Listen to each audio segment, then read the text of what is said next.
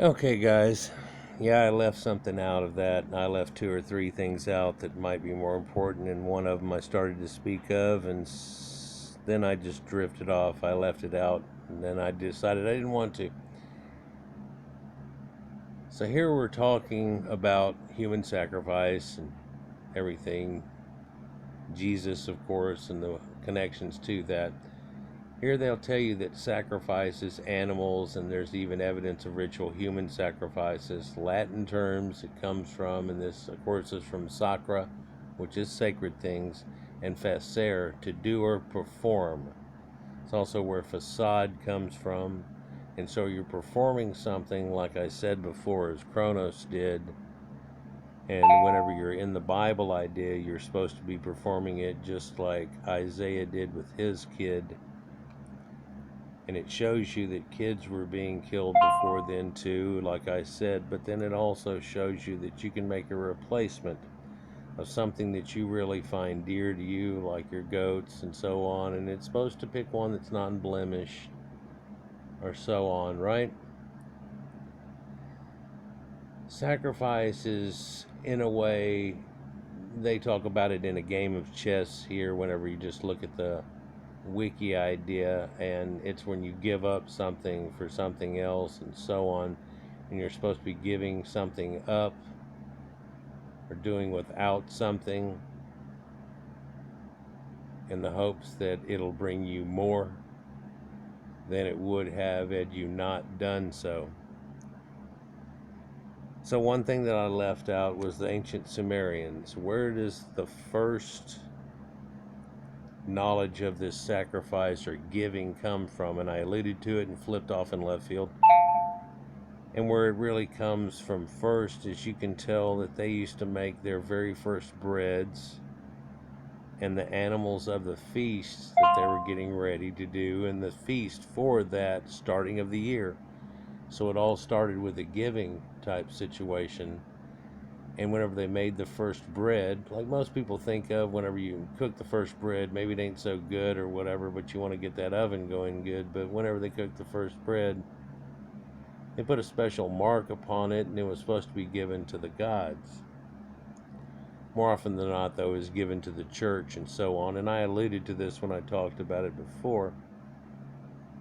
But this is also what kept the church going. You see, they weren't farmers, they weren't this, they were that. They were your people that were helping you be sacred and keep your stuff going correctly. And so in doing so, y'all gave up things that helped keep them going throughout the year. It was a give and take. People, the current form of this is tithing.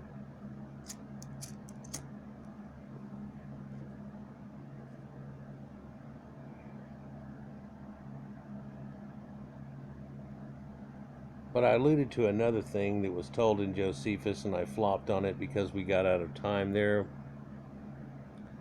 And it was that where does this Mary and things come into the idea of the story at? Well, they tell you in the fall of Rome and everything, when it happened, that there was a woman named Mary, and she sacrificed her only son that she had there with her when they were all trapped with this wall that was around them and starving to death. And they used him as a last Passover sacrifice, and his name was Udid because he was the only son, as they did so, which I told you before,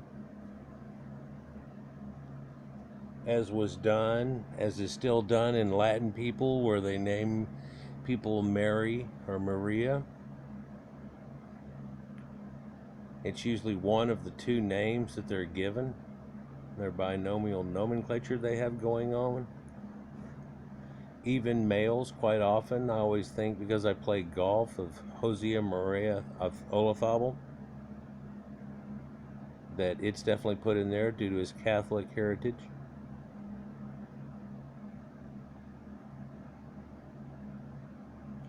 We talked about all the different things that come in line and come in line with it. At this point in the Jesus' tale, if you're following along, This is the point of the Last Supper of Jesus, which is the Last Supper going on with all of these people who are trapped inside of a church.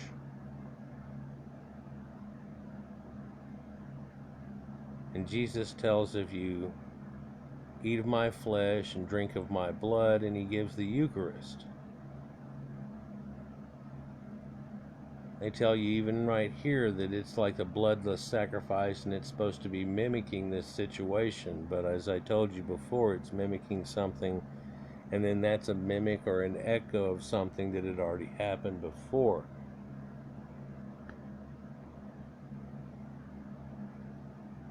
And like some Halloween ritual or a lot of other pagan things, we keep it going with a different way of doing it. But it ends up being that bread, which used to be the very first thing that was giving away. And instead of wine, by the way, it was beer. People still do this type of thing today whenever they try to do a sacrifice, and they will pour out some beverage that's alcohol or something that they would want, or spit it into the wind.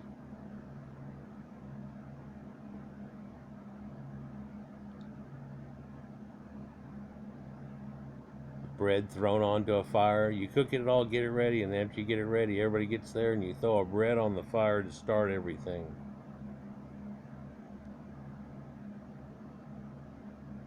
You put all the offal out and you start cooking it away, and you make sure that's just roaring, and then everybody's ready, and here we go to eat.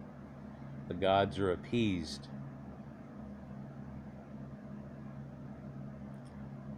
So it had something to do with that, and self-sacrifice, and the ultimate sacrifice, you see, because a man gave up everything for the chance for us to be a star now, like we were talking about before.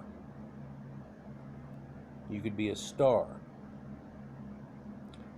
But instead of being a star, strangely, they talk, the main people that were doing this type of sacrifice were the Greeks and the Hebrews.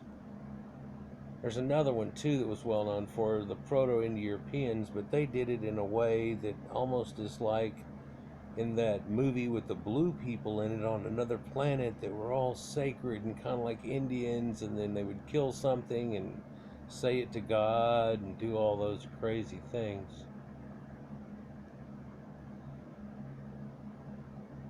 You can see them here going through this ritual that has to do with this, and yet down at the bottom you see that swastika and the checkerboard of time. Different variations on a theme showing you and sacrificing of different animals. This was in sacrifice of Diana, and so of course it's using a fawn, but in the idea there, that's the same as Inanna. And that sacrificing of a deer thing goes back way back when. Way back before time immemorial. What are the pictures they got associated with this? Oh, Aztecs, but that's a little different, and bloodthirsty as hell and pulling out their hearts while they're still alive and stuff, but everybody realized that even no matter what we're talking about so far, this is something that went way too far with it. But make no mistake, whenever we look at something like this, that it has to do with astrotheology. They talked about Jesus rose people from the dead. And again, we have that God of rebirth. The thing that I never finished off that I was talking about before was, they told you a lot of these Proto-European people that we talked about before, that they mainly worshipped these two gods. It was a god of it was basically the sky god. And we talked about sky gods recently, and how sky gods are Zeus, right? And how that hooks up to the planetary gods of Jupiter and so on, which is Dios Pater, which is day or sky father. And his nighttime representation on Earth was Saturn. That's where we get Saturday from. All the days of the week still keep these pagan gods, are just concepts, where sun worshiping starts all this off, where Jesus is a sun god, reborn as we were saying before.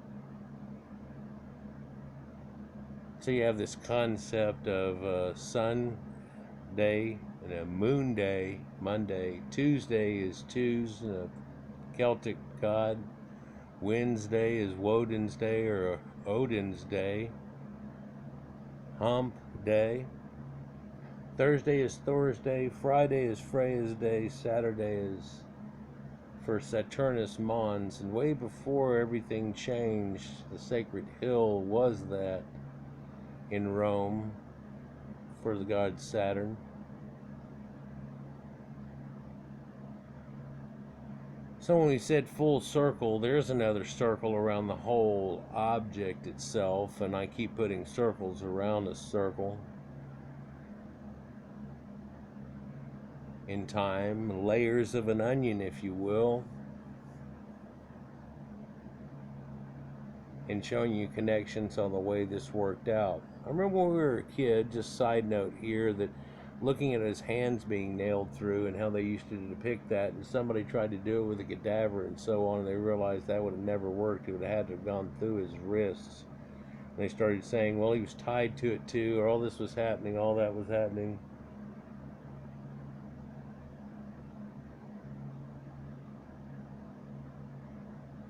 But by then I even knew much more of the story. It's like they were trying to figure out how they got the poop out of the ark, and I'm like, no man, I'm way past that.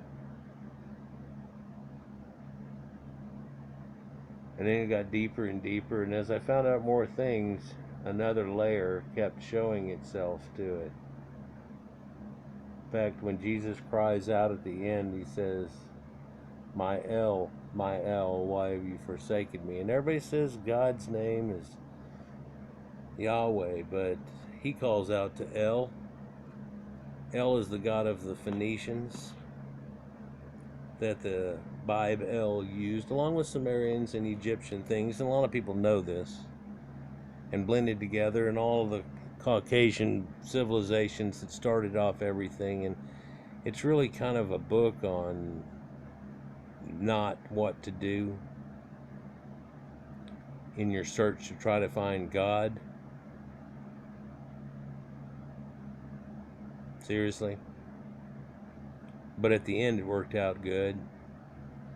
It took us about 1,000 years to snap out of it, but it didn't get going until almost 400 years after the event supposedly happened. So there was a 600-year jump, and then of course we had the Dark Ages and everything that came out of that.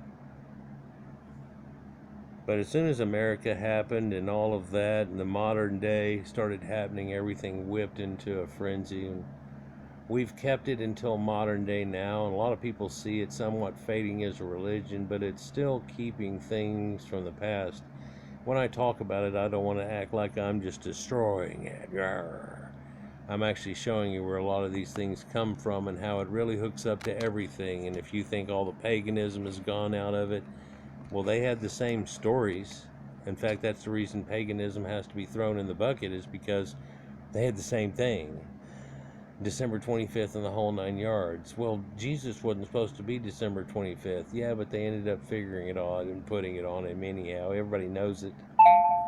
Everybody knows how it worked, because it used to work off harvest time. When was that? Well, strangely, that used to work out to be September 11th. Yeah, when I figured that out, I wrote it down on the paper too.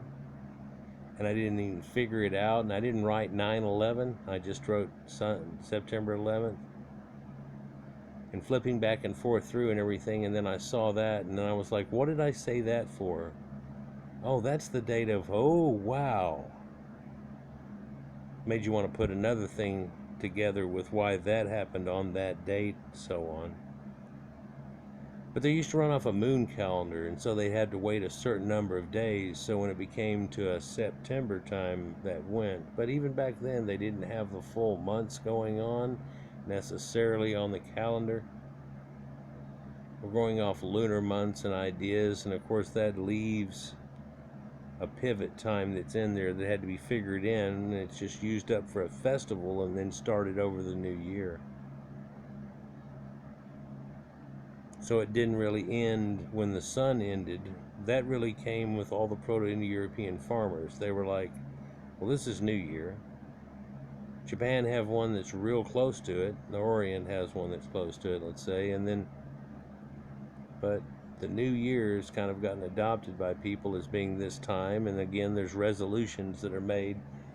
Just like there's resolutions that are made that we're never going to let this happen again, and so on. And people have been raiding around for 2,000 years for this Christ's second coming, and it really was always pointed out to be Titus. My brother, who's a deacon in the church, actually knows that all of these things point to Rome and the 7 heads of the dragons and everything. But what he doesn't realize is that all the seals were open, and the whole concept of the first part of it is showing you a connection and more of a togetherness where pretty much man had given his all. So many times man had given his all and done everything they could for these gods, and it turned around and being a time where God had to sacrifice his own son to stop the madness. It's something that's not even talked about in the Bible anymore. But whenever this was still fading away in people at the very first of it, it's definitely something was known by people. And then looking back, they try to tell you different tales and ideas or concepts of the way that it went down. But if you get deep into all the people around him and what was going on at that time, leading into it, it makes you understand a little bit more esoterically about what that concept was about. And sometimes simple phrases like that meant a whole lot more than what they did. My El, why have you forsaken me? Well, that El is a god that's of the Bible El. Yeah, like a temp El or a chap El. Like the angels. See, but it's got to do with the storm god, because storm gods have that electricity. Now the elite knew this, but it eludes most people when they think of it, but it's as big as an elephant. In fact, an elephant trumpets with the power of El, because like lightning and then thunder, they roam across the plains making thunder. They were named for it. Like a dinosaur thundering. Because people used to attribute it to that. Oh, so let's go back to that Proto-Indo-European idea where they only worship 2 gods, which was the sky god, right? Dios Pater, which is Jupiter. That day god, that sun god, sun worship, the whole 9 yards. And of course, during the day he shines so bright you can't see at night, but his jewels shine up at night. There he did, and you can become a star, as we were saying. But you have to be reborn, right? And so they have this other god of rebirth, this Osiris character. So they, even though it was different, they, Greeks, akined it to the fact that they had somebody that was just like this, and Zeus and Osiris, right? There's a couple of them that point this out real well. But in that fact, and you talk about full circle, are we not worshiping today an Old Testament sky father and a New Testament son of God that's a God of resurrection, that pulled off something that Gilgamesh and all these other guys couldn't do, and he actually rose to be a god, which would be a star up in heaven? Like they all talked about being, like all the Egyptians said they were going to do, and ride this boat up into the Milky Way, and da-da-da, and the way it was going to happen, right? Here's a man who gave his all, and like Job and so on before him, which keeps getting echoed, but whenever he did it, the stars aligned. Well, they aligned whenever he was born.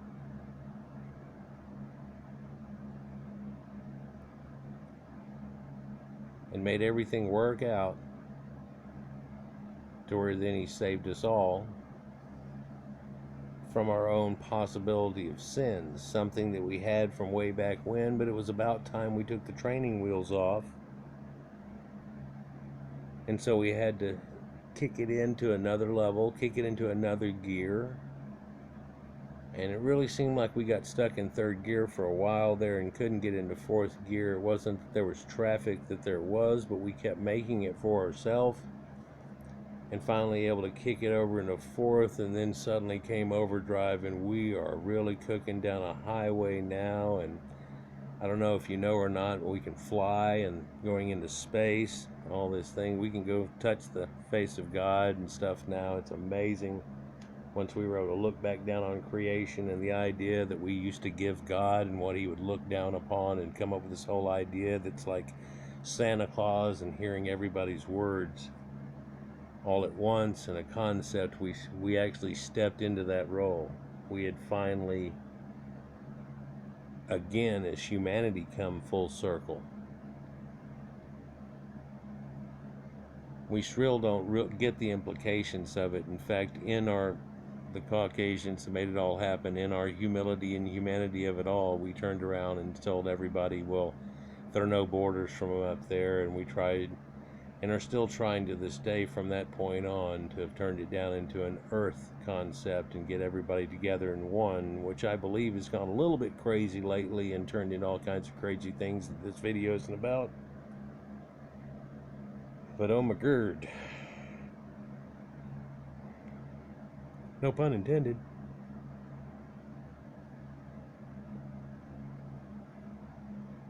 I could go into a bunch of esoteric knowledge about it. If you have any questions about this, write them down in the comments, and I'll try to give you a quick answer for it. If I can't, I'll see if I can get a few of them together, because there's more that I could say about this situation and make it into another video. Try not to make it into a 3 series that goes on here, but hey, I was just looking at a picture and winging it.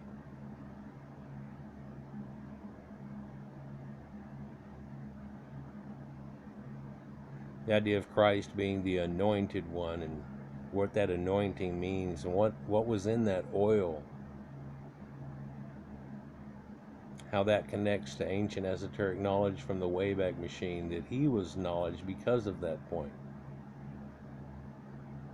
that he became enlightened because of that point.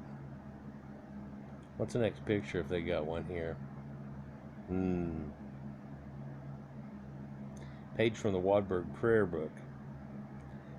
The idea of the Eucharist. And he's in the lower picture there, he's holding up the Eucharist. And in the upper picture, we have a dove above their head, which is the symbol of Inanna. Got carried on through, but it's supposed to be a symbol of the Holy Mother also. Isn't that crazy? And then there's a peacock growing out fibrates of fruit like the tree of life that's shown here out of its tail, like magic, like a phoenix. Isn't that amazing? So this idea of human sacrifice has gone way back when. In fact, there's a place where this idea of Isaiah supposedly happened, and really mimics it just like out of the Bible in Proto-European lands here in Finland, by the way. And there's a lot of stories that go along with it. There are times after wars that happen and they take some of the people and they sacrifice to them, and all these things that I could go into. But it really doesn't matter in the whole look of things. I guess I was trying to really show you what Jesus signified, and the fact that it had come full circle. And in fact, Jesus wasn't something that we gave up. Jesus is something that God gave up. It was actually, in some esoteric circles, the fact that he had sinned and that he had let this get far too far. And so he gave up his most precious thing, like that goat, like that sheep, like that lamb that he was, signifying the end of Aries. and in doing so kicked us into another zodiacal phase, one which we're just coming out now into this amazing dawn of the age of Aquarius, where hippies happened and just changed the world. But again, we're having some serious issues now that even the hippies and things that were like, man, it's a new world, man, would turn around and go, what the hell are y'all doing, man? Anyhow, like, share, and subscribe, and enjoy. Let me know if you've gotten anything extra out of this. Again, let me know if you have any questions. Put down some comments. Peace.